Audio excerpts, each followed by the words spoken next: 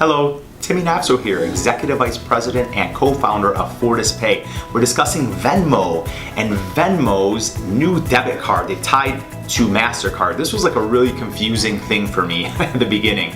I'm really struggled to understand what Venmo's goal was of creating a MasterCard debit relationship.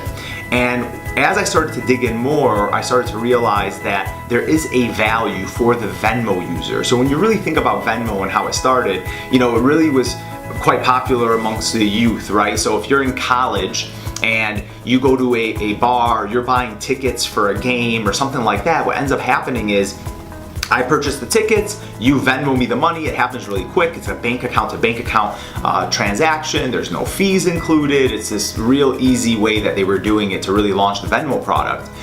Well, the problem with Venmo, the issue, the hole that was occurring with Venmo is once that money is transmitted, it doesn't mean that it's accessible to you as the account holder. You may actually have to wait a week for that money to be available for you.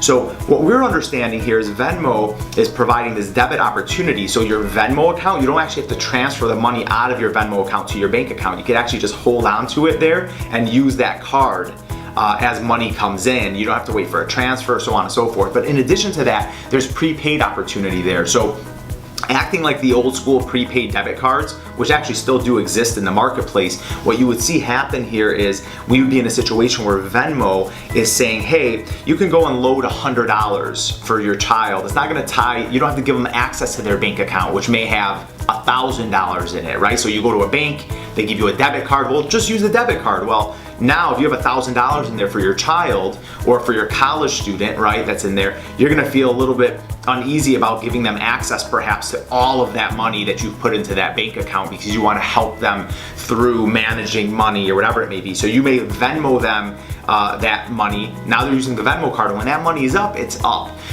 Or if they have to purchase something for somebody and they have to get that money back, it's not really tied to that bank account, which is absolute once those monies come out. So Venmo is trying to kind of change the game with how it's working with banking. It's almost creating an additional level of banking there between the actual bank account and this Venmo account that sits there. Really interested to hear your comments on if this can work and how this can work. Thanks for listening, and please comment below.